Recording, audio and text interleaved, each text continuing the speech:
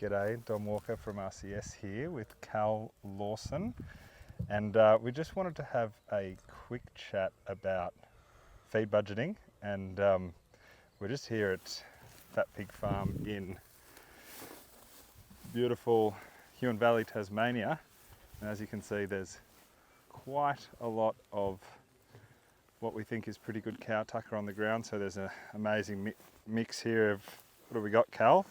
A bit of cocksfoot, a bit of rye, a bit of vetch, a bit of clover, some fog grass. What else we got? That's probably the most of it. Just, yeah, super thick and healthy looking pasture. A couple of types of clovers in there. Yeah, so we've got an amazing stand of feed here, and we're just talking about how much feed is on offer, or what we would put on it in terms of a DSE days per hectare rating.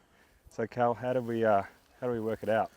Well, I usually just do a quick pace out and work out how many square metres I think a cow's going to eat in a day. So we've worked out roughly 4 square metres, we think, like one cow will eat in a day. So hopefully my calculations are correct, and that would be about 2,500 DSE days per hectare.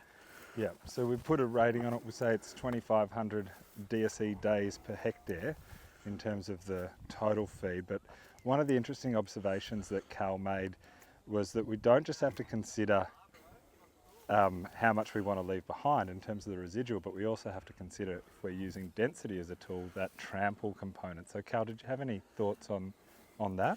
Yeah, like if you come in here with a big number of animals, just for them to be able to spread out on this, that's going to trample a hell of a lot of it. So you're probably going to trample nearly half of it, maybe a third, but I'd be sort of budgeting on a half to be on the safe side. So, you might have to pull your rating back a little bit just to allow for that.